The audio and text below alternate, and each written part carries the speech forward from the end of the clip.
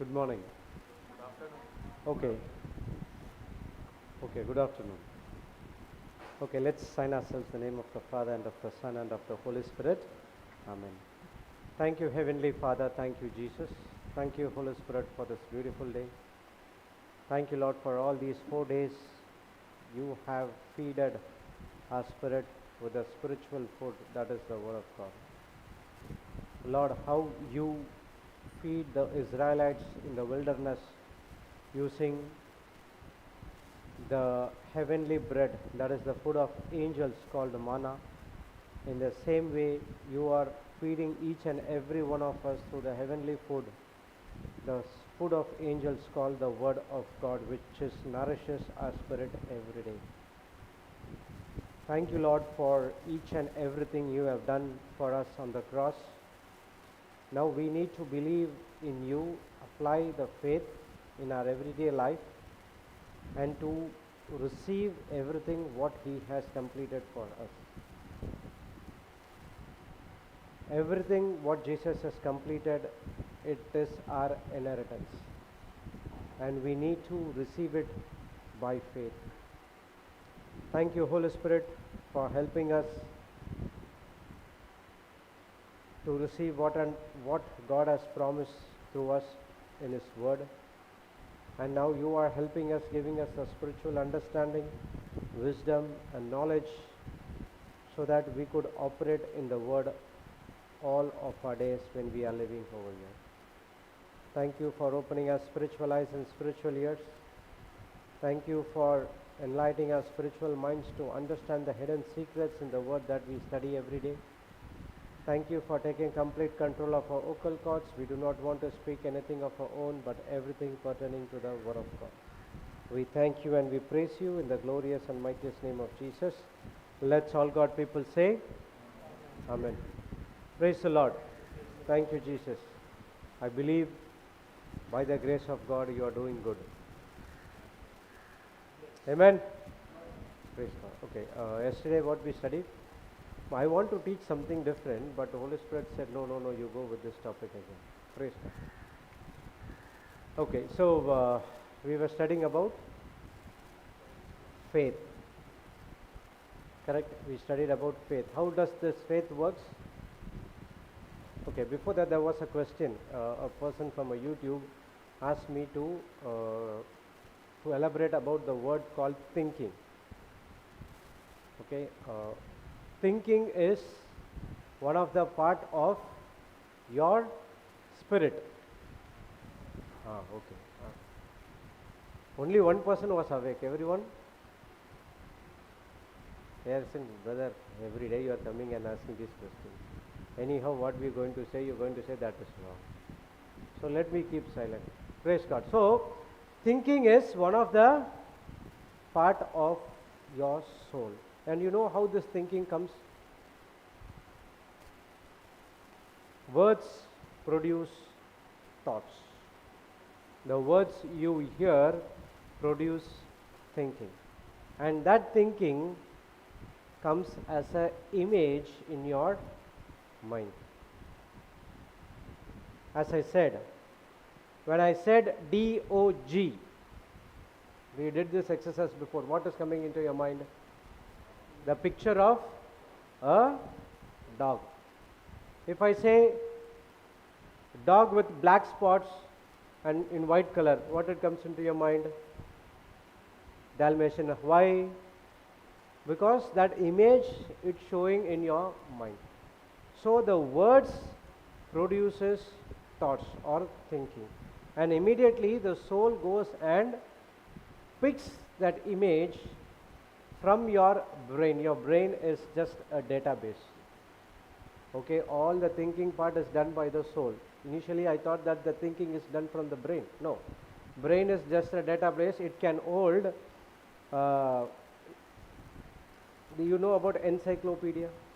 It can hold up to 5 encyclopedias in your brain.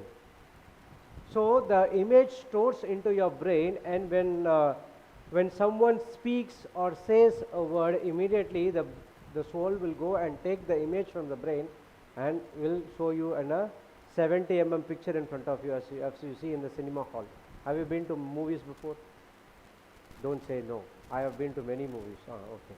It will come like a picture. If you see a person can explain a movie scene by scene. Have you come across friends? I have a friend who is a movie addict. Okay, he'll come to movies and he will, after that, even sometimes we get sleep. If it get bored, we go sleep. Okay, but he won't sleep.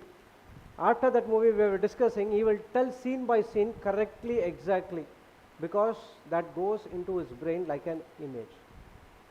So in the same way, thinking operates through the words what you hear. In the Bible, the soul most of the time refers to the heart. Okay, in the Old Testament, it's a heart. In the New Testament, it talks about your spirit. Praise God. Thank you, Jesus. Hallelujah. This is what thinking is all about. I believe this person understood. Okay. Yesterday we studied about faith, and that faith works through love. Love means whose love? God's love towards us. It's not our love towards God, God's love towards us. When a person understands that God love, then his faith starts to operate. All these days, why the faith haven't operated? Because we were trying to do everything our love towards God. Okay. That's the reason our faith did not operate. The other one is because of your unbelief. Because of your doubt. Doubt creates unbelief, and unbelief kills your faith. Okay. Now we understood that how faith works. Now it is our duty that we need to create or develop, not create, develop this faith. Now we are going to see how to build our faith. Okay. Write down uncommon obedience. Uncommon obedience will help you to develop. Uncommon obedience will help you to develop uncommon faith. You're not writing? She's writing for you. Pen. Give a pen. Give a pen too. We have everything extra, so don't worry. Books, pens, food, snacks, everything is extra. God is a provider. Praise God. Okay. So, uncommon obedience will, what I said, uncommon obedience will helps you to develop uncommon faith. What is this uncommon faith? What is this uncommon obedience? What is this obedience uncommon? Okay, yesterday we learned from where the faith comes. Don't say by hearing and hearing the word of God. Who gives you the faith? So we learned from Galatians 5:16 that the faith from the Son of God, and we believe in Jesus Christ. So the faith which is coming from our Lord Jesus Christ is an uncommon faith. Okay, uncommon faith. How to produce this uncommon faith? Uncommon obedience. What is this uncommon obedience? We'll see from the Bible. Go to Luke chapter 6, verse 27, 28, 26.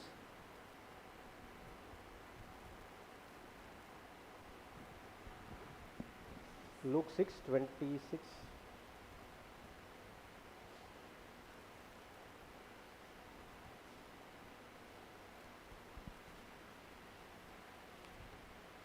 Okay, 27, 28. 27 and 28. See here. But I say unto you which hear, love your enemies, do good to them which hate you, bless them that curse you, and pray for them which despitefully use you. This is called uncommon obedience. Can you go and bless someone who is doing something against you? Possible? With your own self-effort? Not at all. But uncommon obedience, it's from Jesus Christ. Through this uncommon obedience, that's what He gave, His grace and His faith to fulfill everything what God has promised us. Yesterday we learned how a person prove his love towards Jesus.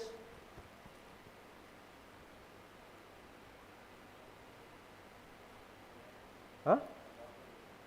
Agape love. Okay, how do a person prove? I give you a scripture. Turn. Huh? John 14:21 and 14:23. If a person believes, what he'll do? He will keep up his commandments. He will obey what God says. Who says this? I'm not saying, the Bible teaches you.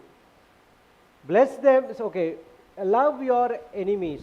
It's very difficult to love our enemies, but first of all, who is your enemy? Satan. So the Bible teaches you, go and love Satan. Really? Okay, now here he spoke before he is crucified. Okay. Now, according to this scripture, when I say the word enemy, some faces will come in front of your eyes, correct? But really those people are not your enemies. The enemy is one, that is Satan. That is the spiritual enemy. Okay? If someone comes against you, we consider those as enemy, but the real enemy is the person who is operating behind that person, who is that the evil spirit. Okay? Now, when a person, he is speaking to the Pharisees, okay? He is telling to Pharisees, thinking that enemy is different. Now he is saying that you go and love your enemies. So, love your enemies, do good to them who hate you, bless them that curse you, and pray for them which despitefully use you. This is what uncommon obedience is all about. For example, did Jesus said, Father, please, what? Forgive them, or please nail them on the cross once I am done. He was stripped naked, he was spit on his mouth, 39 lashes, crown of thorns. After going through all these things, what did Jesus said? Father, forgive them because they do not know what they do. Uncommon obedience. Can we do that? One person stamps on her leg. That's it. While that too in the church when we are going to receive the communion. One big heel stamp, that's it, done. Praise God. Even some people, if you look at me, I will laugh at that particular point of time. But inside my mind, what I'm doing, I'm cursing that person. Possible? Yeah, definitely possible. Praise God. So this is what uncommon obedience is all about. When you do according to what the Bible says, it leads to uncommon faith. This faith and this obedience is from our Lord Jesus Christ. That's the reason it is called uncommon faith. That is, it's really good to do good for those who do good to you, correct? Go to Matthew 5:44. Thank you, Holy Spirit.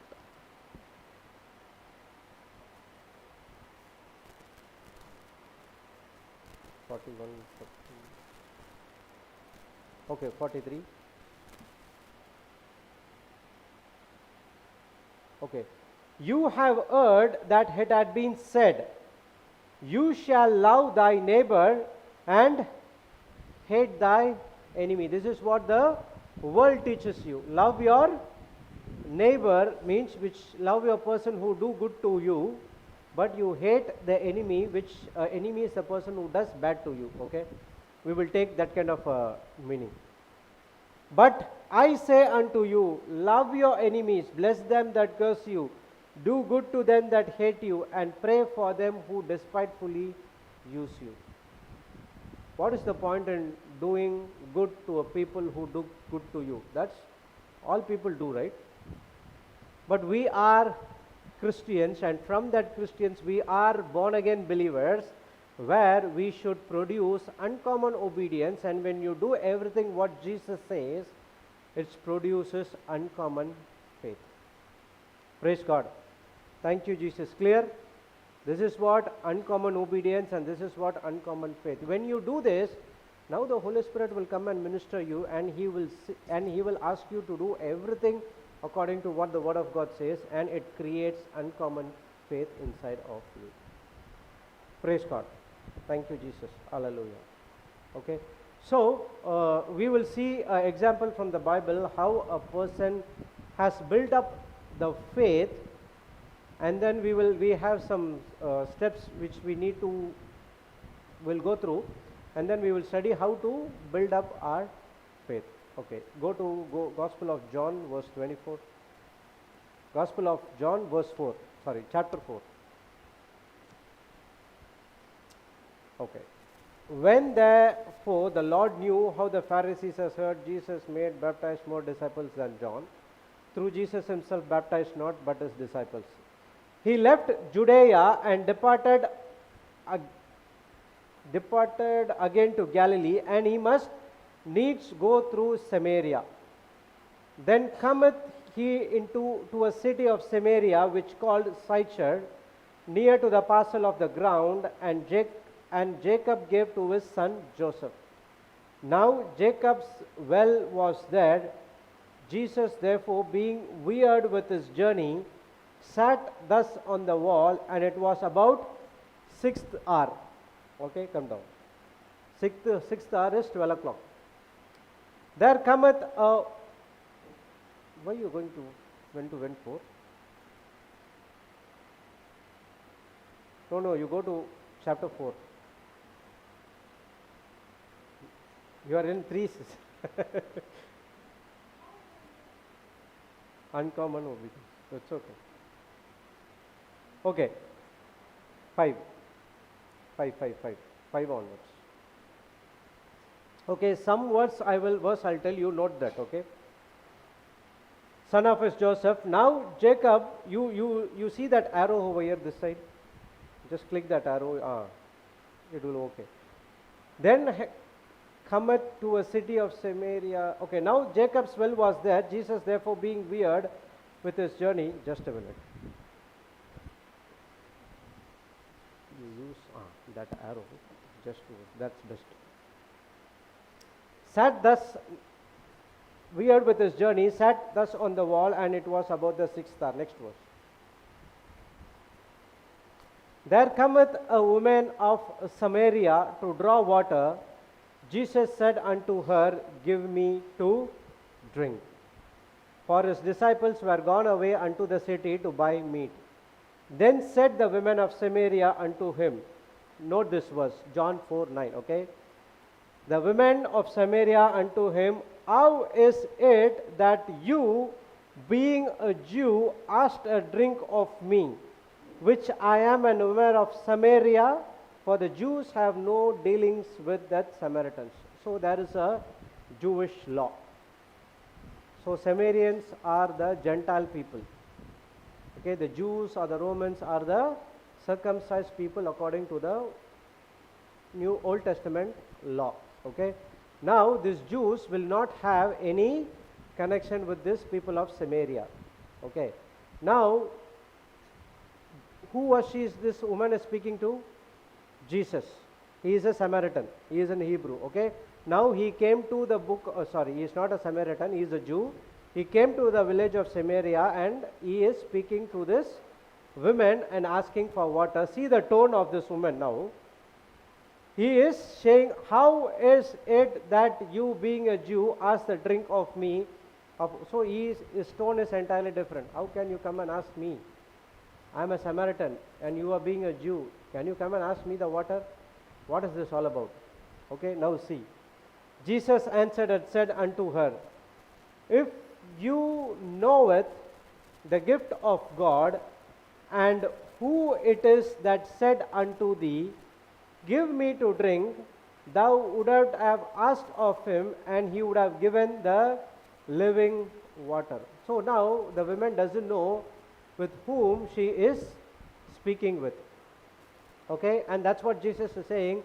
If you know to whom you are speaking, give me to drink. Okay, you go to that ERV.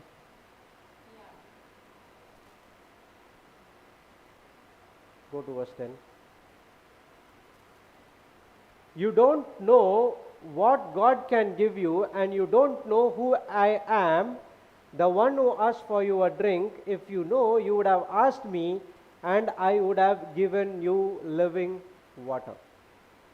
So she did not know who she is speaking to, and Jesus is responding, you do not know who I am, the person who is asking you to give a drink of water. If you ask me, I can give a living water. Now see the tone. The woman said, Sir. After that one conversation, she turned in a different, we know, right? We do not know with whom this person we speak with. When he introduced, I am so and so, oh, I'm sorry, sir, please come and sit. Right? Many a times we did it. So that all happened here. Sir, where will you get that living water? The well is very deep and you have nothing to get water with. So a tone is changed. Requesting, now she was ordering before, now she is requesting how you would give the living water, because the well is so deep and even you haven't got any bucket. How you draw well? How you draw water well from the well? You use the bucket. Without the bucket, either you have to go inside, jump and drink, and you have to come out, or else we have to take the water from the well. Praise God. Are you greater than our ancestor Jacob? He is the one who gave us this well. He drank from it himself and his sons and all his animals drank from it too. Okay, now Jesus is talking about spiritual living water. What is that? The Word of God. This woman who doesn't know anything about Jesus, she is thinking about the natural water. That's the reason she is talking about this well. She is thinking that Jacob is you say like Lord of Jacob, God of Abraham, like that. She is thinking, are you greater? Where is that verse? Okay. Are you greater than our ancestor Jacob? Verse 12. Ancestor Jacob, he is the one who gave us this well. He drank from it. His sons and all his animals drank from it too. Okay, now see what Jesus is answering. Jesus answered, everyone who drinks this water will be thirsty again. He is talking about the natural water. When you drink the natural water, after some time you get thirst, right? But he is talking here, but anyone who drinks the water I give will never be thirsty again. The water The water I give people will be like a spring flowing inside them. It will bring them eternal life. Now Jesus is starting to explain about the spiritual water he is talking about, that is the Word of God. Do you understand till now? Okay, he is saying, the water which you drink, they will become thirst. But the water which I give to people will be like a spring flowing inside in them. It will bring them the eternal life. Now go to KJV. Only that verse we have to go there. Click that 14. Click 14 and go to KJV. Okay. But whosoever drinketh the water that I shall give him shall never thirst, but the water that I shall give him shall be in him a well of water springing up into everlasting life. I'll later explain what is this well of water. Okay. Then the woman said unto him, Sir, give me this water that I thirst not, neither come hither to draw. Now she is asking, Sir, can you please give that water which you are talking about, the water which people could not get thirsty, so that I will never ever be thirst and I will not come here to fetch the water. Okay. If you going thinking that you are in the village and thinking that in the month of May, okay, and your mom is said to bring some water, what time you will go? 12 o'clock, 1 o'clock? Either you go in the morning where the sun is not there, or you go in the, preferably 90% you go in the morning because you need water for that entire day. And the second time you come in the evening, no one will come in the mid-afternoon. Okay. But she came in the mid-afternoon to fetch water, and she thought no one will be there, but to her shock, Jesus was sitting in the water. Come baby, come my child, I am waiting for you. Praise God. There is a link. We were studying this, I will tell you, okay. Now see, the woman said unto him, Sir, give me this water that I thirst not, neither come hither to draw. Jesus said unto her, Go, call thy husband and come hither. Then the woman answered, said, I have no husband.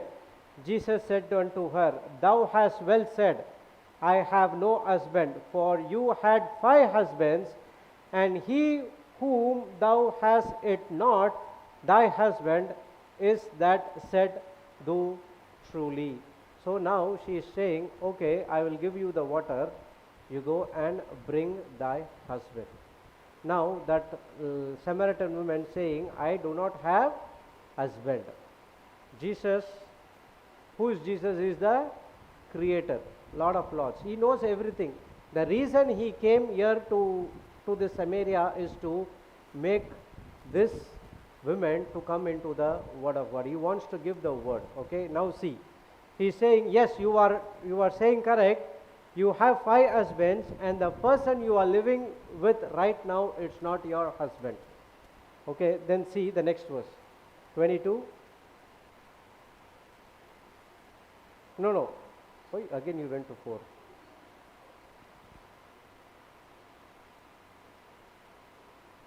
Come down. 19. Now see this verse. The woman said unto him, Sir, I perceive that you are a prophet.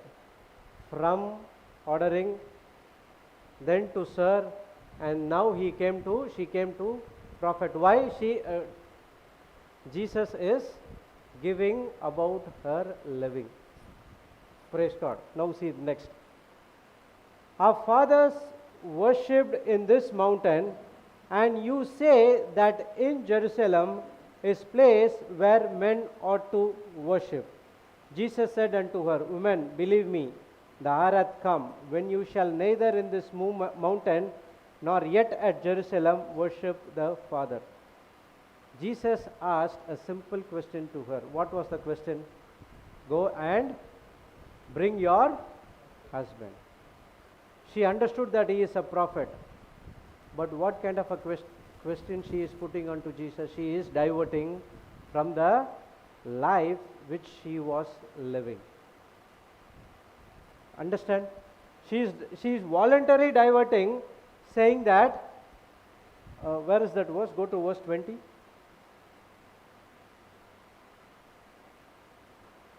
Our fathers worshipped in this mountain, and you say that in Jerusalem is place where men ought to worship. Now Jesus did not leave that woman, but still he was going on her way. For example, if we go and speak to this kind of a woman, what we will do? We will surely condemn about what is the life you are living. What is this? Okay, I was ministering to a person, and he was so vexed because of his past life. He was going into what he was going through. He went to many people and he said that everyone were condemning me about what is this life, you have to change this and those things, but you are saying entirely different. What is this all about? So I said, give him scriptures after scripture, said Jesus is not interested in your past life. He will not condemn you. If Jesus is not condemn you, the Lord of Lords, then who am I to condemn you? I'm the one who has to give you the word. So you believe in the word and you start the new life which Jesus wants to live you. That's what he is doing over here. She thought Jesus is going to condemn her about the life which she was living, but Jesus was not her to condemn, but Jesus was trying to give her the word so that she could come out of that past sinful life to the new life which Jesus was giving to her. Okay, now see, women, believe me, the hour cometh when you shall neither in this mountain nor yet the Jerusalem worship the Father. Come down. Okay, go 25. The women said unto him, all these conversation stopped. I know that Messiah's come, which is called Christ. When he is come, he will tell us all things. Still she doesn't know that Jesus who is speaking to her is the Messiah. Now he is revealing to her. Jesus said unto her, I that speak unto thee am he. Okay, put this verse in ERV or ESV. See. Then Jesus said, he is talking to you now, I am the Messiah. Now see the next verse. Just then Jesus' followers came back from the town. They were surprised because they saw Jesus talking with a woman, but none of them asked, what do you want, or why are you talking with her? Then the women left her water jar and went back to the town. She told the people there, a man told me everything I have ever done. Come see him, maybe he is the Messiah. A woman came to the 12th hour, that is the 6th hour, that the 12 o'clock at the time, to take the water. Why she come at 12 o'clock? It's because she was living a miserable, sinful life, having 5 husbands. Okay, the reason she come at 12 o'clock is, you know what happens at the well, most of the women gathered. They will speak very important things about the world's economy, correct? Yes? They discuss about world's economy or some other people's economy. If she comes at that particular time, definitely she will speak, oh, see, that person is coming. You know what kind of a life she is living? Even men also, we will also speak. If a person comes, hey, see, that person is a drug addict, he is an alcoholic, as if we are so perfect. So that's the reason, to avoid all those things, she came at the 6th hour. No one will be there, so that she can get the water and go back to do her work. But to her shock and to her surprise, Jesus was sitting in the wall of the well. Come on, my child, I'm waiting for you. And now Jesus voluntarily went and spoke, and he gave the word to that woman. Initially the woman was talking like as a third person, and after the conversation goes deeper and deeper and deeper, she understood that he is the Messiah, and she went into the village. And if you read down the verse, she brought many people to Jesus, and Jesus preached every one of them, and every one of them accepted Jesus Christ as a Lord God and Savior. A woman living with 5 husbands going into the village, and when she speaks about, you know, this and this and this happened, can you come? How many people will come? So she came as a sinner, okay, and she went as an evangelist. Praise God. Now you see how she developed a faith, built up a faith of having a conversation with Jesus Christ. Even the Bible says that she left the pot which she came to take water, and she left the pot and she went running to bring people in to Jesus Christ. Praise God. See the love of Jesus Christ over here. She experienced this love and she had that faith in Lord Jesus Christ, uncommon faith. She went and she told to the villagers about what and all. She explained what things happened to her, and then the people believed on her, and all the people. If you go down to KJV, go to KJV. If you go down, come down, come down, come down. Still down, it will say all the people gathered. Okay. And many of Samaritans of that city believed on him for the saying of the women, which testified, he told me all that ever did. So when the Samaritans were come unto him, they besought him, and they would tarry with him, and he abode there 2 days. And many more believed because of his own word. And said unto the women, now we believe, not because of thy saying, for we have heard him ourselves, and know that is indeed the Christ, the Savior of the world. Actually, if you go to verse number 2, there is always a link. He left Judea and departed again to Galilee, and he must needs to go through Samaria. Actually, he is going to one place. He is going through Samaria, and he wants to go to Samaria. He wants to give the word to this Samaritan woman, so that he gave the word, and he stayed for 2 days preaching the word of God, and the entire people of Samaritans has acknowledged that Jesus Christ is the Savior. So because of one woman built her uncommon faith, uncommon obedience, whatever she was going through, Jesus was saying, and she went into the village and she brought, that is uncommon faith, and now the entire village has been saved. So as you also, you might think, I am a single person, what I am going to do? If you operate an uncommon obedience, it will always bring uncommon faith, and you will also can bring multitude of people into the kingdom of God. Praise the Lord.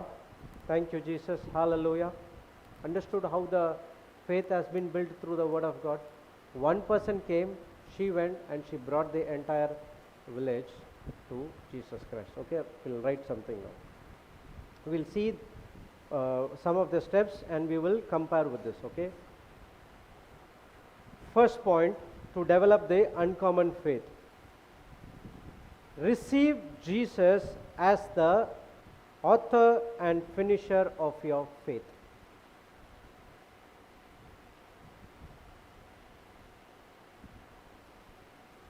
Receive Jesus as the author and finisher of your faith. Go to Hebrews 12:2.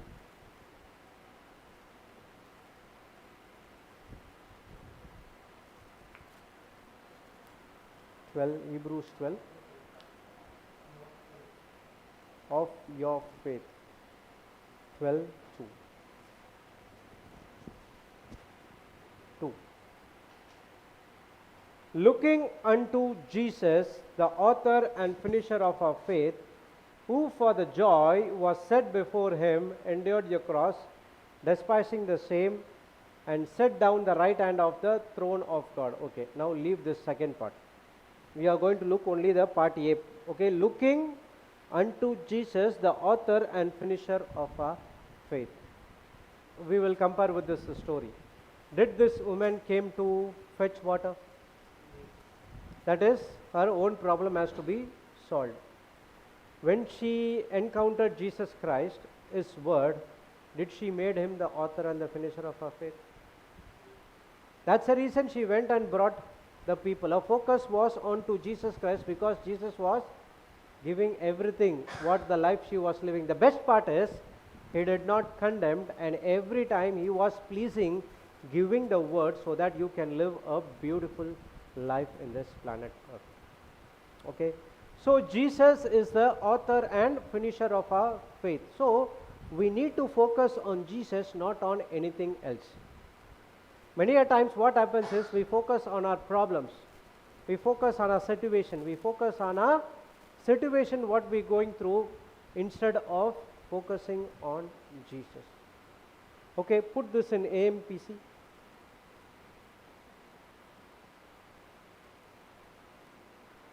Okay, looking away from all that will distract to Jesus, who is the leader and the source of our faith, giving the first incentive of our belief and is also its finisher, bringing into maturity and perfection.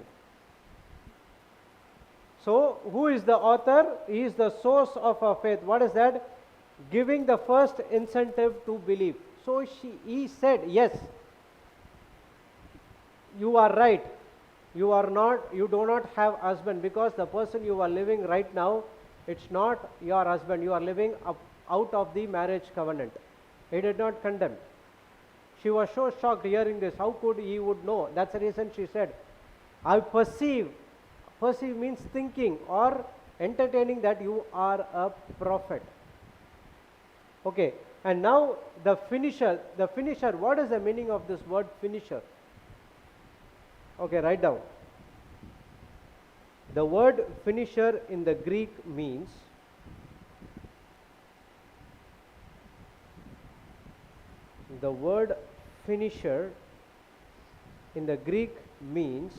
within quotes, write in caps,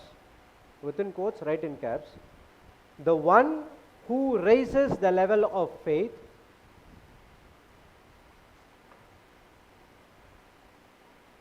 the one who raises the level of faith to its perfection, the one who raises the level of faith to its perfection by setting the highest example of faith.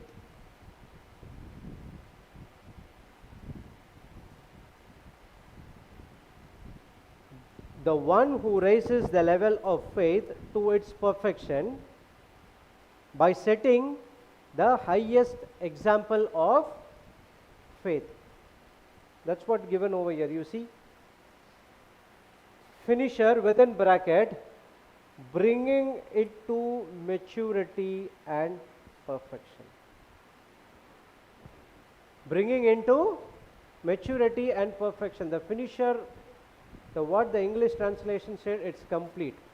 Okay, in Greek it says perfection, level of faith to its perfection by setting the highest example of faith. So Jesus set before us the example of faith, and now he is the one who brings the level of faith to the higher level. He is the one who is going to build our faith. So when the more you focus on the Word of God, the more you focus on Jesus, the more you focus on the living Word of God, your faith starts to build up. The more you focus on the situation, the more you focus on the circumstances, the more you focus on the problems, your faith starts to diminish. Praise the Lord. Thank you, Jesus. Hallelujah. When this woman came, she did not focus on the problem which she needs, situation which needs the water for a daily living. And she did not focus on the problem as well. She has given a choice. Who are you to speak about my personal life? To Jesus. If she would have been asked, he would have not turned into evangelist. That's what yesterday I say. Believing is a choice. In every situation and every circumstances, God is giving you a choice, either to believe on His Word or to believe something which is contradicts to the Word of God. The choice is yours. This woman made up his mind to believe what Jesus said. Praise the Lord. Thank you, Jesus. Hallelujah. So understood? The first one is receive Jesus as the author and finisher of your faith. Only through Jesus, only through the Word of God, only focus on Him, you can build up your uncommon faith. Clear? Okay. Author and finisher of our faith, bringing it to maturity. He is the source. He has already given the source. When you become born again, the faith has deposited inside of you, as if your father deposited 1 lakh into your account. So now, when a money is deposited into your account, what you will do? You go to the ATM machine and say, please give me 10,000 rupees. Correct? What you will do? You use the ATM card and you withdraw the money. The ATM card is the promises of God. Use the ATM card and withdraw what belongs to you. All these times, because we do not know the truth, we were begging. Now we are the children of God. We are the sons and daughters of God. We don't need to beg. We need to receive it as an inheritance. Praise God. Thank you, Jesus. Hallelujah. Understood? First one is, receive Jesus as the author and finisher of your faith. Second one, make the word of God the final authority.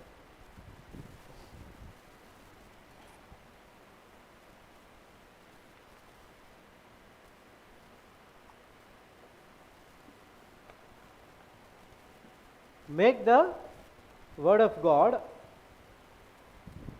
the final authority. Write down. Put hyphen and write. To give the word of God first place means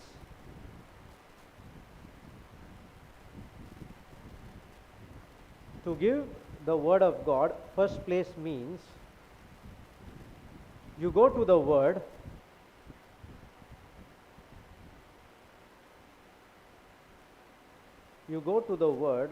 on any situation.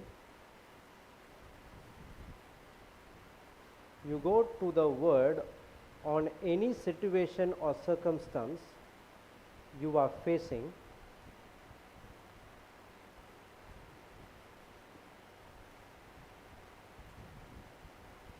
and find out what God says about it first.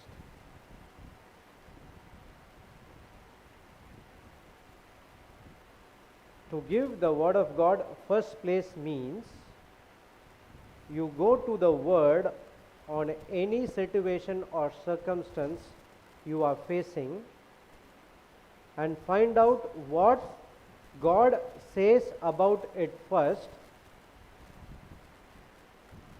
before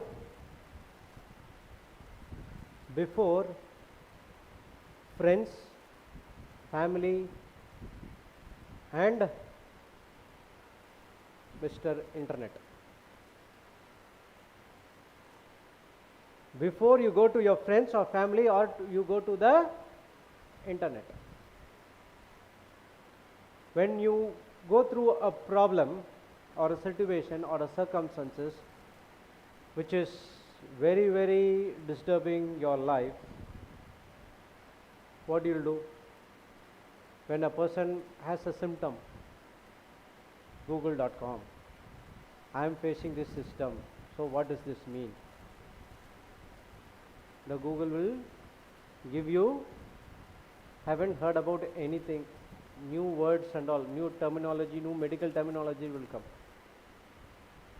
Praise God. But what you have to do is, to build up the uncommon faith, you have to go and ask God, Lord, you tell me what do you think about this situation. Okay, there is a person in United States who is a investor, okay, and he haven't lost a single penny in his investment business. Can you see about that person? He never lost even a single dollar in his investment business. So when he is a follower of the word, and when a person, the man of God, was interviewing him, what is the secret behind your 100% success? Okay, and I don't want to tell his name. What happened is, he said, whenever I get an idea from the person of investing, I will never ever go according to my mental understanding. I will take to the Holy Spirit. Holy Spirit, you give me the wisdom and solution. Can I go and invest over here? Unless and until you tell, I will never ever go and invest. He said many a times, according to the natural, it looks like that investment is going to fetch billions of amount, but the Holy Spirit will be silent. After 6 months or 1 year, I heard the news that this company has closed.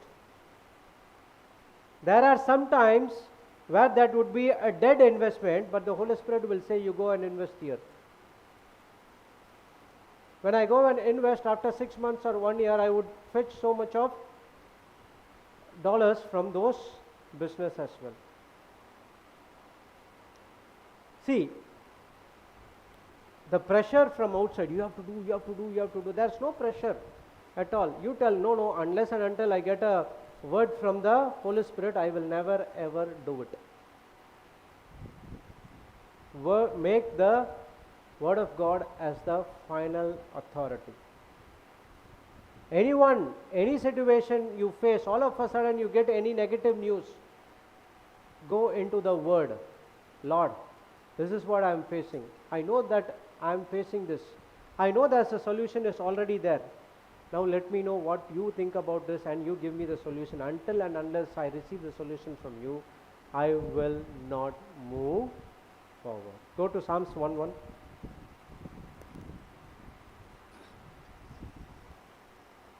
Psalms 1:1. Okay. Blessed, happy, fortunate, prosperous, and enviable. You know why I said that blessed? That one single word blessed, how many things are under this? You are happy, fortunate, prosperous, and enviable. Is the man who walks and lives not in the counsel of the ungodly, following their advice, their plans and purposes, nor stands submissive and inactive in the path where the sinners walk, nor sits down to relax and rest where the scornful and the mockers gather. Now go to KJV. Blessed is the man that walketh not in the counsel of the ungodly, nor stand in the way of the sinners, nor sit in the seat of the scornful, but his delight in the law of the Lord, and in his law do he meditate day and night. Blessed is the man who doesn't go according to the what my friend says, what my well-wisher says, what my husband says, what my wife says. Blessed is the man who delight in the law of the Lord. The world will give you the pressure. You have to take a decision, you have to take a decision, you have to take a decision. By that pressure only most of the decision we take, correct? And that decisions would have been devastated, it will bring so much of problems in our life. But when you sit with the Lord, when you get any negative news, I'm not denying that the negative news, but it's a fact. Fact can be changeable. Truth is unchangeable, okay? So you go into the Word of God, sit with the Holy Spirit, take the scripture and you meditate it, and when you start asking the Holy Spirit to give you the wisdom, the Holy Spirit will give you the solution. Many a times I shared this. When my second son was born, he was been shifted to the NICU, okay, and they said to us that he will be for 2 hours to watch this, everything is okay, and 6:30 passed, he born at 4:30 a.m., 6:30 a.m., 7:30, 8:30, 9:30, 12:30, 1:30, so I understood that something is going on. So I went to the NICU and asked the sister, and the sister said that no, the doctor will come and speak to you. Now it is 100% confirmed there is something problem. So when the doctor came at 2:30, he said something, I do not know what is that word is all about, and he said, So we asked how long it will take.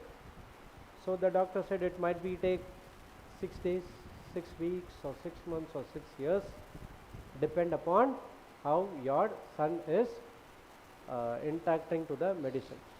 After hearing this, we haven't got our son in our hand yet. He was in the NICU and he was feeding with the medicines. What will come into the parents' mind? After hearing this news, we do not know what to do now. So immediately there was a thought into our mind, as to pray in tongues. So immediately we started to pray in tongues, myself and my wife and those who are in the hospital, and we started to pray in tongues. And immediately the Holy Spirit reminded me, your elder son was diagnosed with dengue fever in 2013, and he came out of the dengue within a week's time, which is not possible. His platelet count went below 60,000, 50,000. And if the platelet count has to be increased, it will go one by one. 40 to 60, 60 to 80, 1 lakh, 1 lakh 20, 2 lakh, like that it will go. At least it takes 3 months. But whereas in my son's case, from 60,000, it shooted to 220 at one shot. And the doctor was so amazed how it is possible. And he was checking couple of times whether this report belongs to this particular child. And he said that I do not know how this happened, even we do not know how this happened, because it's a hand of God. We took the scripture and we prayed the scripture over him, and we said only that the scripture, within 1 week of time, his platelet count was increased. And the best part is, I have met people with children with the dengue fever, even the adults with the dengue fever, the platelet counts comes below 60, they were in the bed and they do not have any energy to do, correct? But even when the platelet count was at 60, my son was playing here and there, jumping, doing everything. Even he wants to go to the school as well. The doctor was so amazed. We don't need to admit this child into the hospital. Seeing this, I doubt whether he has got dengue or not. So he reminded me how your son came out of the dengue fever with 1 week,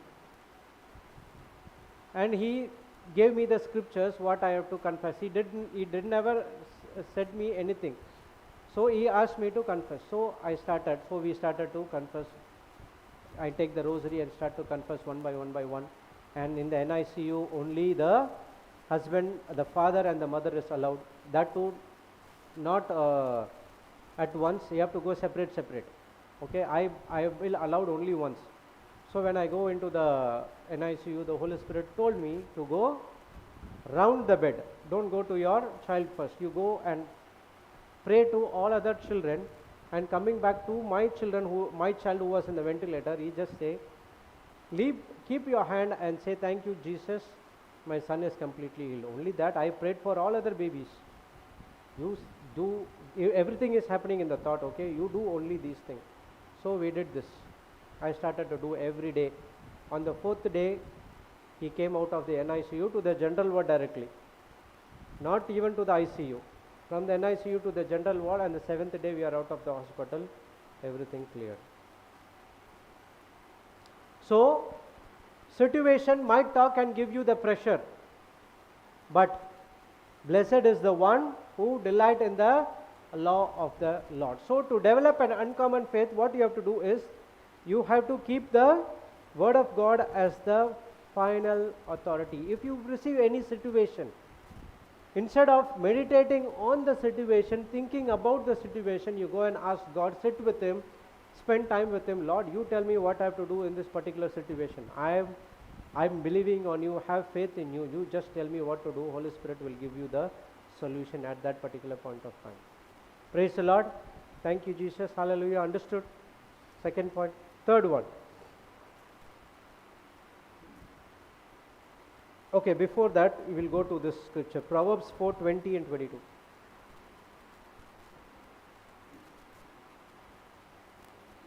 (20 to 22). My son, attend to my words. Incline thine ear unto my sayings. Let them not depart from thine eyes. Keep them in the midst of thine heart, for they are life unto those that find them, and health to all to their flesh. When you do verse number 20 and 21, 22 is the result. The word for, which means, what is the meaning of for? Any English pundit? For means it relates to the previous verse. So when a person attend to the word of God, listening to this word of God day and night, keeping the word of God into their heart, into their eyes, keeping them in the midst of the heart, when you do all these four things, now those word is the life unto those that find them, and health to all their flesh. So the solution is in the word. Now what we have to do is, we have to sit with the God, sit with the Lord, and make His word as the final authority in my life.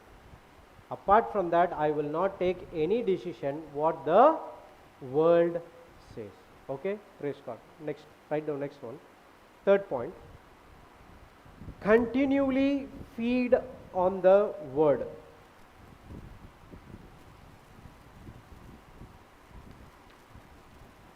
Continually feed on the word.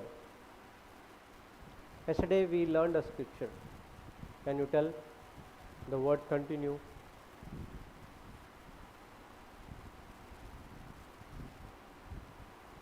Those who giving the right answer will have 2 portions extra food. I don't want that food. What is the word I said about continue? One scripture. I'll give you a clue. John.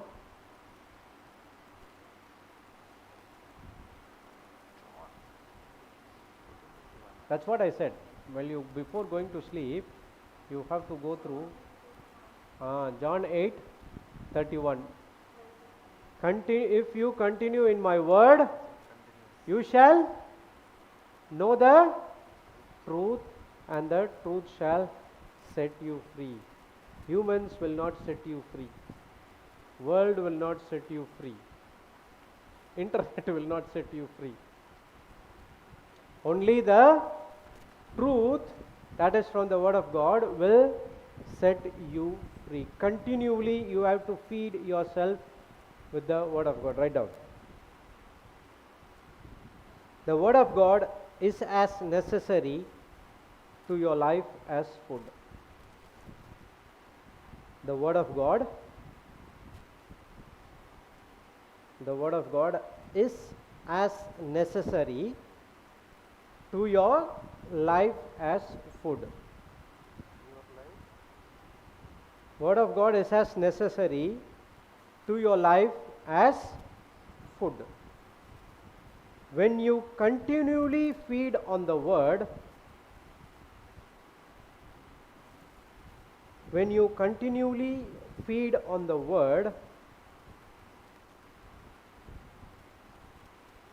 you are depositing into your spirit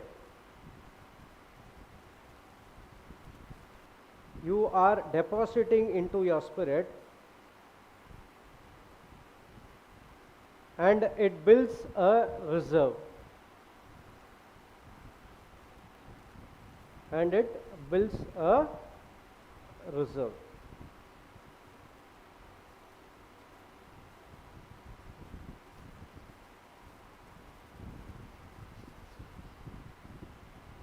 Praise God.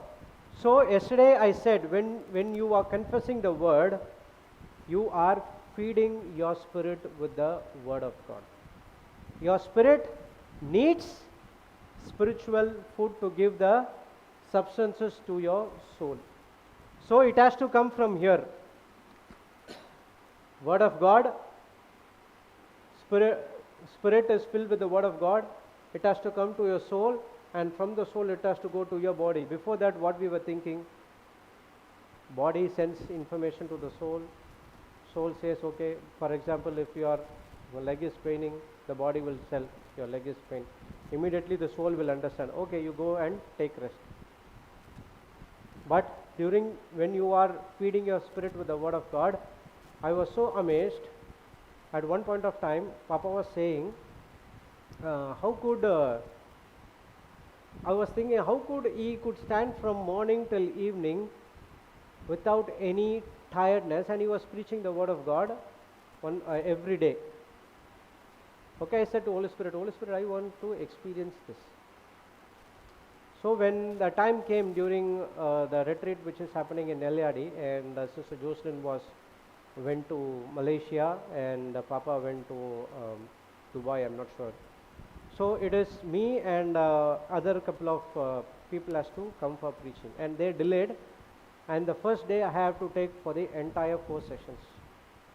From morning 9:30 we start and after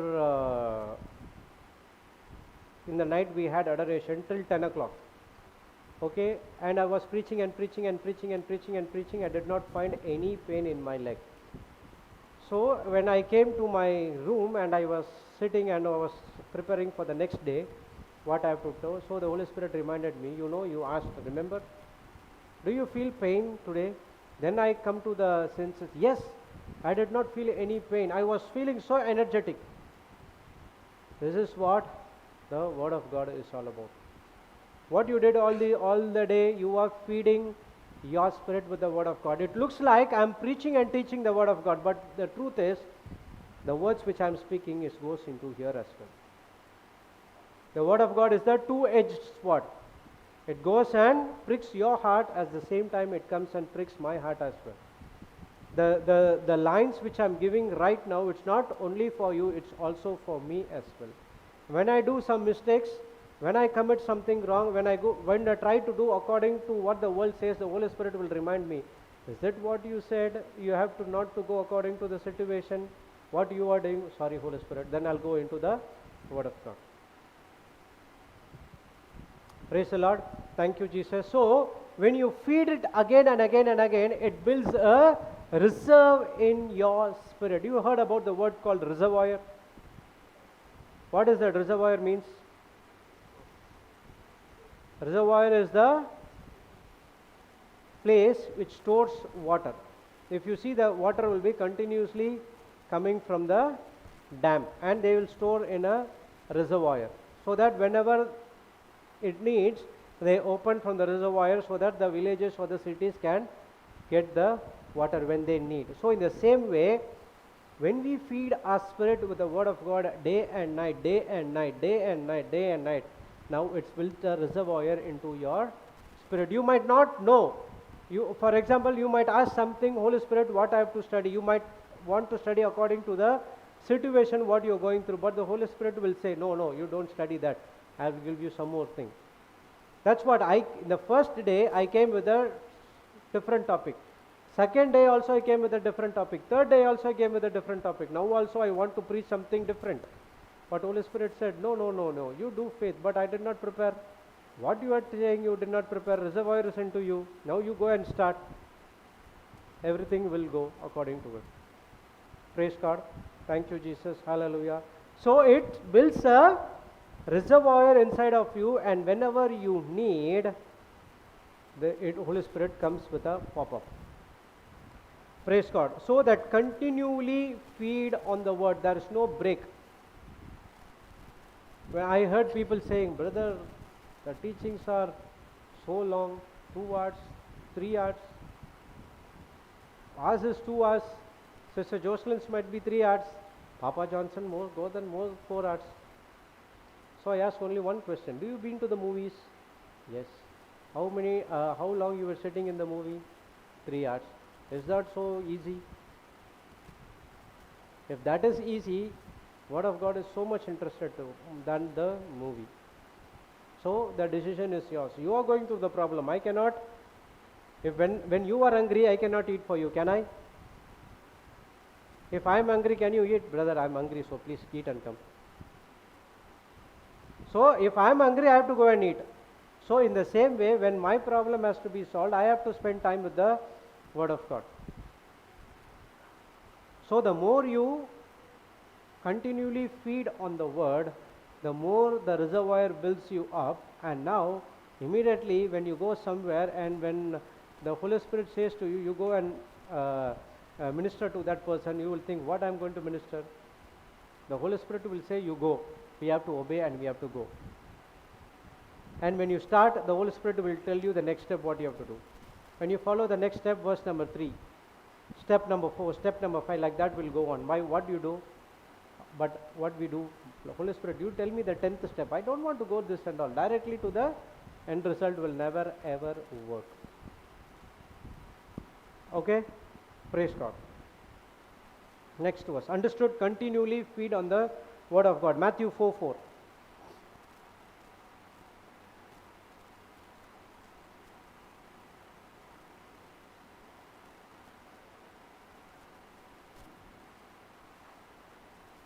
But he answered and said, it is written, man shall not live by bread alone, but every word that proceeded out of the mouth of God.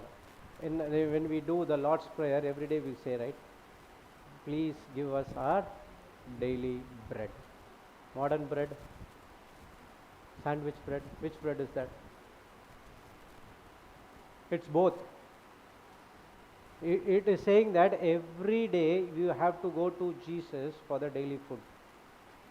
Whatever is provided for you today, it's for today. Tomorrow again you have to sit with him and ask for the daily bread, what I have to do. Spiritual food as well as natural food. Praise God. Thank you, Jesus. Man does not live with bread alone, but every word that proceeded out of the mouth of God. We learn that the word is the life unto your soul. Okay, so the more you feed the word with the more you feed the Spirit with your word, that builds a reservoir inside of you, and it will help you whenever it needs. Okay, next one. Fourth point. Meditate on the word.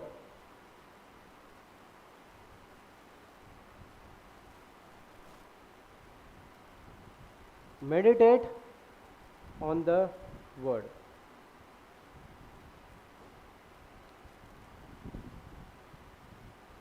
Hyphen, write down. Meditating is spending time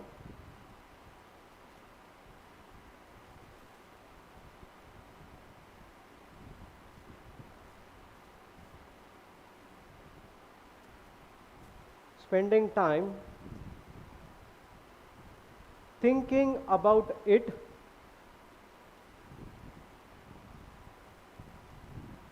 speaking about it, thinking about it and speaking about it, and then applying the word to your situation. Meditating is spending time thinking about it, speaking about it, and then applying the word to your situation. In other words, meditation is speaking and thinking again and again and again and again the same verse until it gets into your conscious mind. Praise God. Thank you, Jesus. Hallelujah. That's what meditate. Have you seen cow chewing? 24/7 it will chew without effect. So in the same way we have to speak it, confess it, think it. Speak, confess, think. Speak, confess, think. That's a tape recorder we have, right? Play, pause, play, pause, play, pause, play, pause, something like that. We have to do it again and again and again. That's what meditating. When did you worried last time? When did you worried last time? Brother, 6 months before. 1 year before. Brother, in my life, no worry at all, brother. Even before coming also I worried. Holy Spirit, what to teach? I want to teach something else, but you want to say something, you tell me what I have to do. Holy Spirit didn't give me the answer, because He already gave the answer to me. You have to teach this. When I ask again, then I am worrying. Correct? That's what meditating.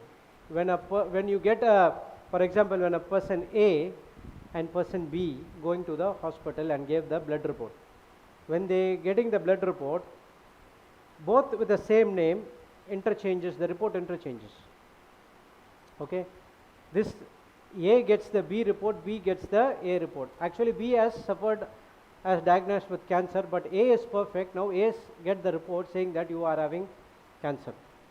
What will that person do? How many times? The doctor said only once you have cancer. How many times that cancer will speak to him now? Every minute, every second. Now he starts to worry. Worry is so demonic. What he is doing? He is meditating on that evil report again and again. I have cancer. I have cancer. I have cancer. I have cancer. What to do? What to do? What to do? What to do? That's it. He might not have cancer. He might die of something else, of stress and other things. And finally they would come to know that, oh, this person died with the stress, not because of cancer, because he doesn't have any cancer at all. Why the people died during the COVID? Because of COVID? Not at all. Fear. Do I get the ventilator? Do I get oxygen? Do I get seat? By the time going to the hospital only they died. Fear, worry. Praise God. So meditating is speaking and thinking the same thing again and again and again. At least go to your conscious mind, and when the situation comes, the Holy Spirit will remind you about this particular scripture. You take it and apply it in your situation. That's where you see the results. So there is an application, there is a feeding the word. Before we learned that feed the word, and now you have to meditate the word. Only when you feed the word, you can start to meditate. Without feeding the word, what you will meditate? File not found. Holy Spirit, tell me what to do. File not found. Because you haven't meditated the word of God. Okay? Understood? Meditation is the fourth point for developing a uncommon faith. Okay, next one. Act on the word. Fifth point. Act on the word.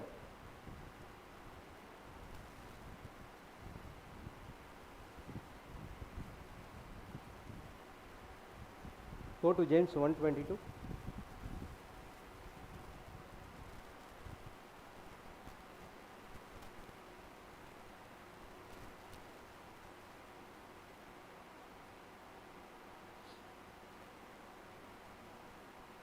But be you doers of the word, and not hearers only, deceiving your own self. Put it in compare. Compare. But prove yourselves doers of the word, actively, continually, obeying God's precepts, and not merely listeners who hear the word, but fail to internalize its meaning, deluding yourself by unsound reasoning contrary to the truth. A person who only listens, but when he doesn't do anything, he is failed to internalize its meaning. The action can be of two ways. One is speaking, the next one is taking dominion. One is speaking, the next one is taking dominion. That's what putting into action is all about. Okay. For example,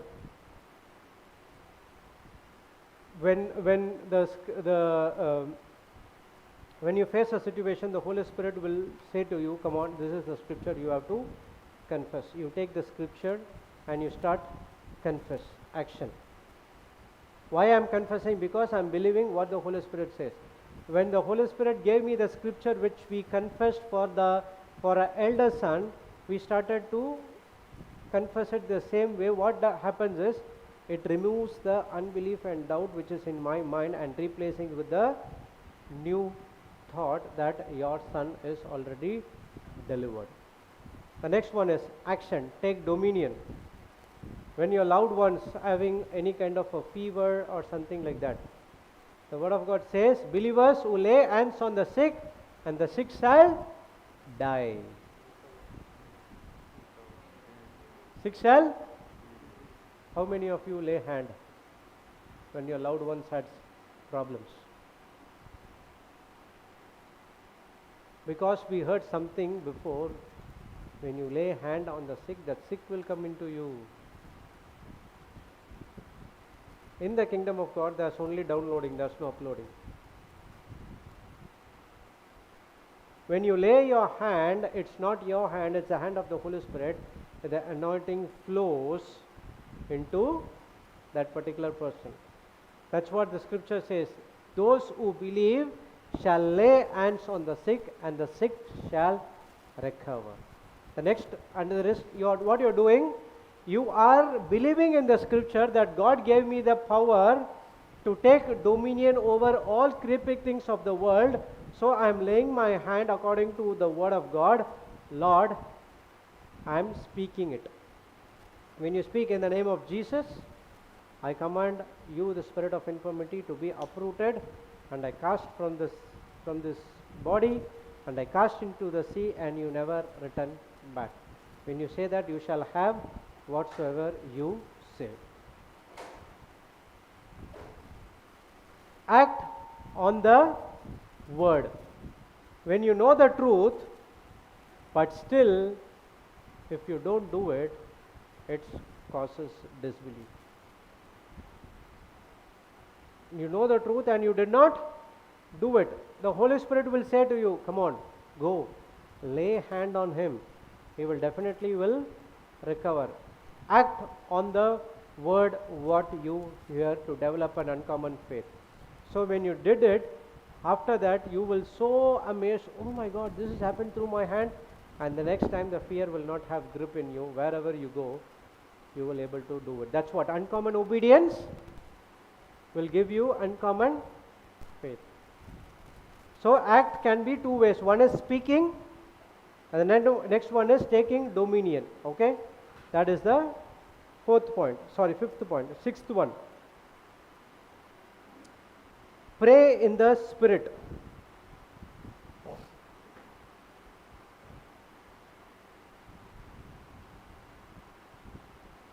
Pray in the Spirit.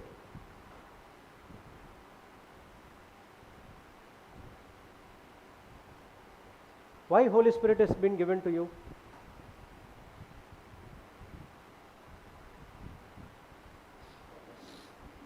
Because I need something in my life. Correct? Why is the Holy Spirit is given to you?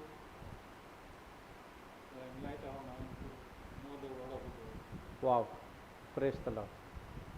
Renew our mind to know the word of God. Okay, any other answers? Wonderful answer. Praise God.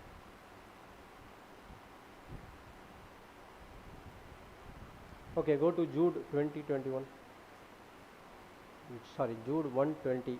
I wrote this book, okay? Oh, you're laughing, you don't believe? Do you believe or not? Don't, oh my God. Jude chapter 1 verse 2. There's only one book. 20 and 21. No time, sister. Always preaching, no.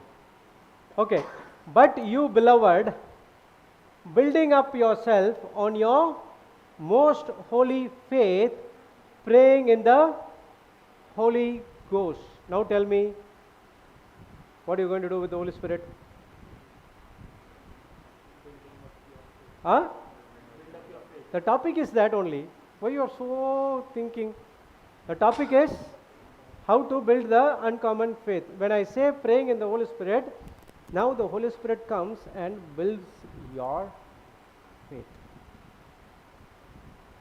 So the praying in tongues every day, It's not to get everything from God. Why? Someone answer me.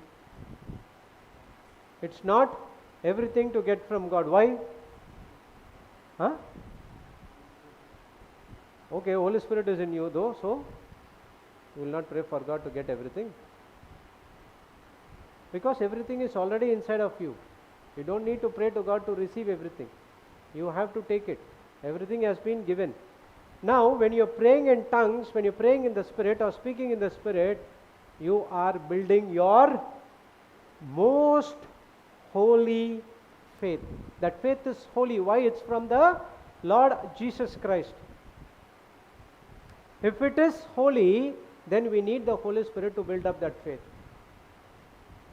That's what it said, uncommon faith.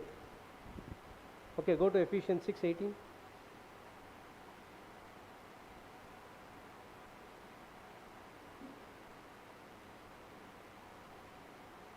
Eighteen. You taught the scripture.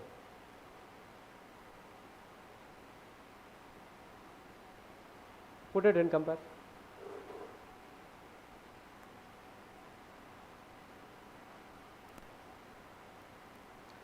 With all prayer and petition, pray with specific request at all times, on every occasion, in every season, in the Spirit, and with this in view, stay alert with all perseverance and petition, interceding in prayer for all God's people. Come down.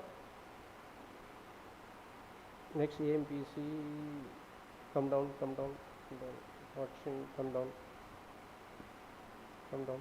Okay. CEV says, never stop. You are so equipped with the John 3, I think. Okay. So Holy Spirit is saying you to read John 3 now. Never stop praying, especially for others. Always pray by the power of the Spirit. Stay alert and keep praying for God's people. Okay, come down. Go to MSG.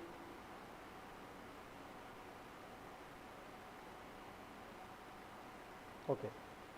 In the same way, prayer is essential in this ongoing warfare.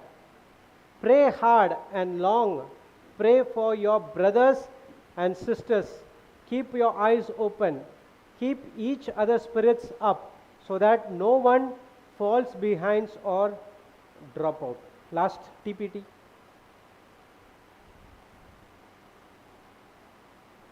Last one.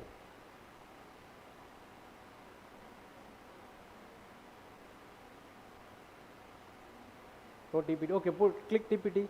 It will be combined. Go to 7.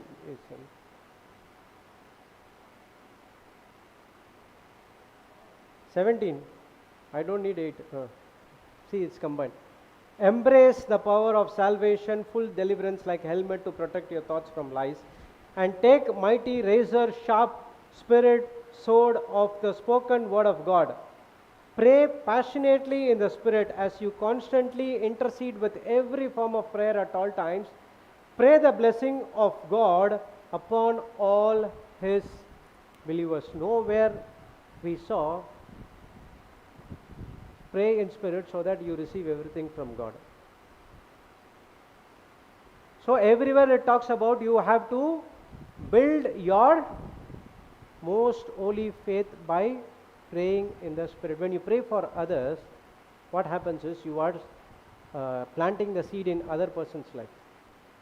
And the Bible teaches us, whatsoever you sow, you shall reap. Praise God. Thank you, Jesus. So two things happens. One is you are praying to build your most holy faith, and the next one is when you're praying in spirit, you are praying for others.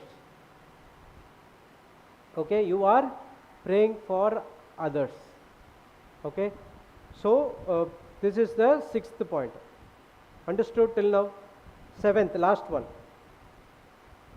Continually give God praise. Continually give God praise.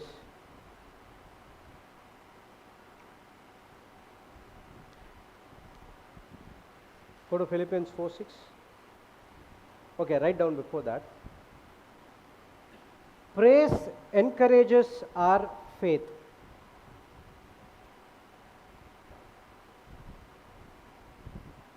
Praise encourages our faith. Praise is our affirmation. Praise is our affirmation. Affirmation of receiving what we have believed. Praise encourages our faith. Praise is our affirmation of receiving what we have believed. Okay, now go to Philippians 4:6. Philippians 4:6. Okay, JV.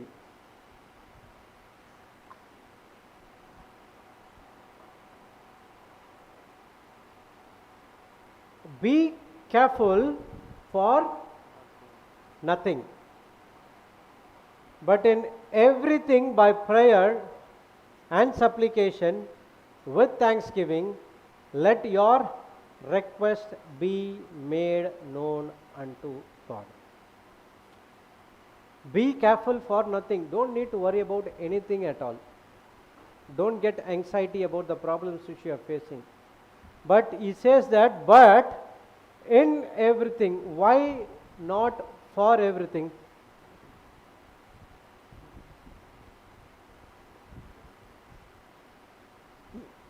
You can also read it as but for everything also, right? Why not for? Already have given, okay. Huh?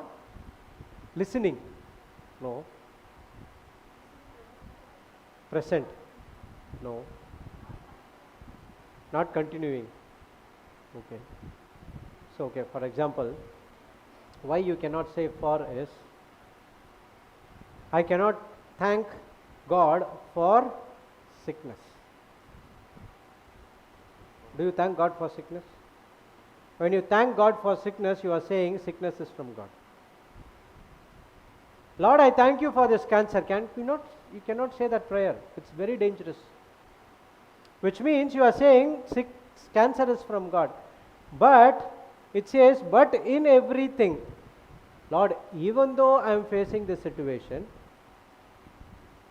in this situation, I know your word is comforting me.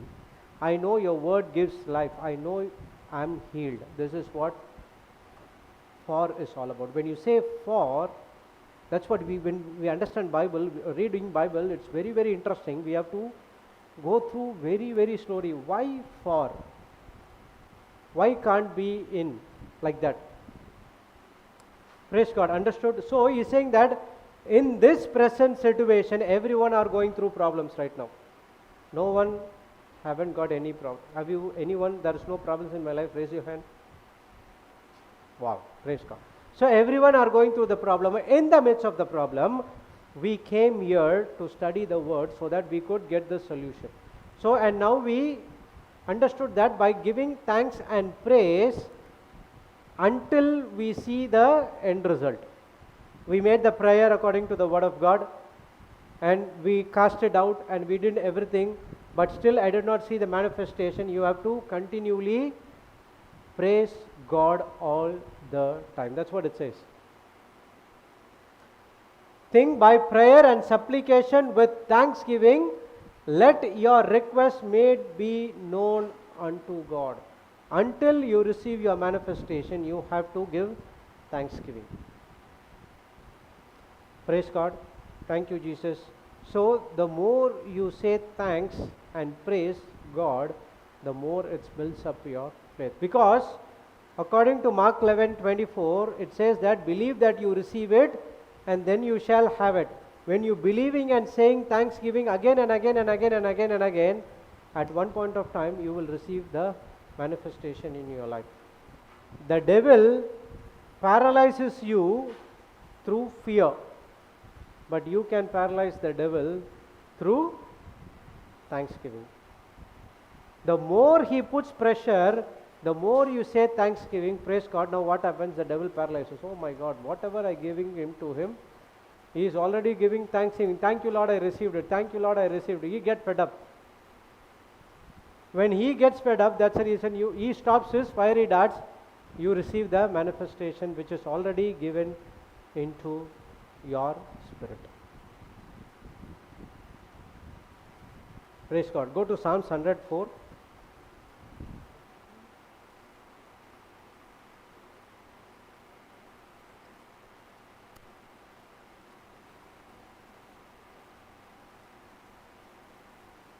Hundred and 4.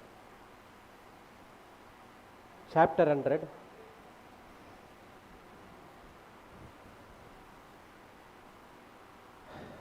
Enter into his gates with thanksgiving and into his courts with praise. Be thankful unto him and bless his name. You know, Bible says in 1 Peter 2:9, we have been a royal priesthood. You know what is the meaning of royal priesthood? You know what is the priest does in the old covenant? Priest is the one who go and gives the sacrifice. Priest is the one who go and gives praise. Priest is the one who go and lights the incense and everything. No one is allowed. Okay, only the priest will go. Now in the new covenant, we are the priest. When you are worshipping, praising and thanksgiving God, you turn into a royal priesthood. How blessed we are. Every day in the morning you are worshipping him, which means you are praising and thanksgiving God, and you are a priest at that particular moment. Because in the old covenant only the priest will be giving sacrifice and everything. So now you also giving. Worship is a sacrifice. What you are sacrificing? You are sacrificing all your flesh. You are sacrificing all the things of this world. You can say that, okay, 8 o'clock I can sleep. Anyhow, session, sister, and they're starting only at 11 o'clock. Let me sleep till 11 and come and have breakfast, and you can come and attend the class. But still you are sacrificing your sleep. You are sacrificing everything from the worldly way, and you are coming and worshipping God. At that very moment, you are a royal priesthood. Praise God. Thank you, Jesus. Hallelujah. So, continually give God praise. Praise and thanksgiving is very, very important in our life. If you don't see your manifestation, until you get your manifestation, you give praise and thanksgiving all the time.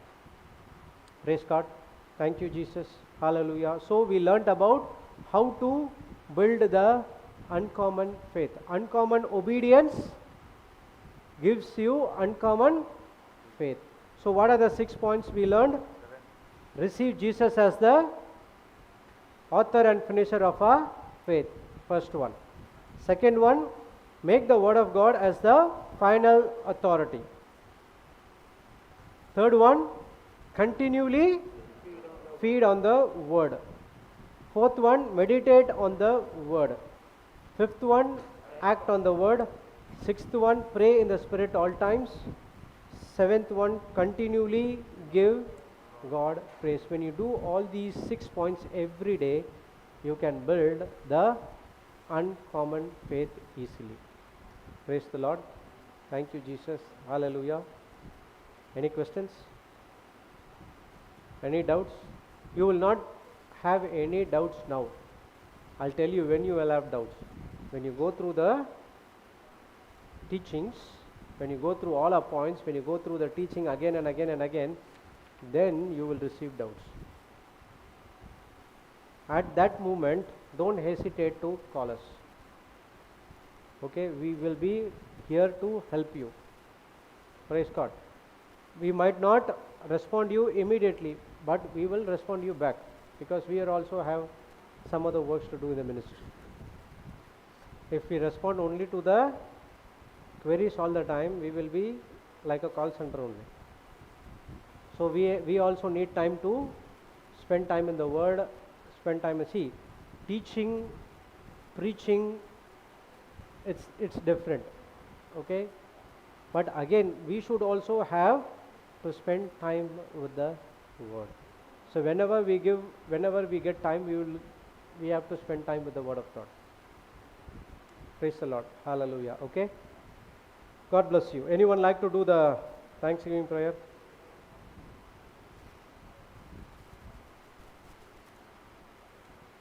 Anyone? Sister? You. Blessed. No. Anyone?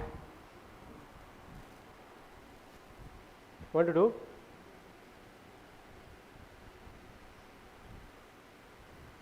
Everyone close their eyes now.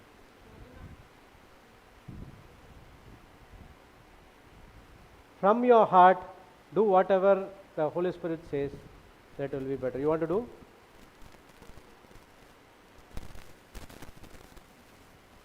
Everyone close their eyes. No.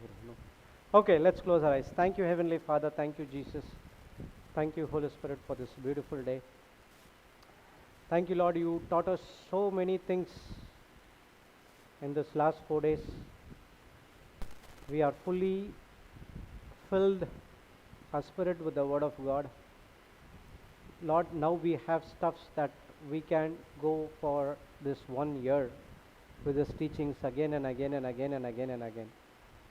Lord, when we spend more time with you, you are going to teach us the more that we did not study over here. Lord, but only thing is we need a commitment from our side. We need to spend time with you. Help us not to do anything contradicting to the Word of God, but whenever we get time, we want to sit with you, have a fellowship with you, have a deeper, intimate relationship with you, so that we can know you more and more and more. Lord, as James 1:22 says, we should not only be the listeners but also be the doers of the Word of God. But this cannot be done through our own self-effort, but we need the work of the Holy Spirit.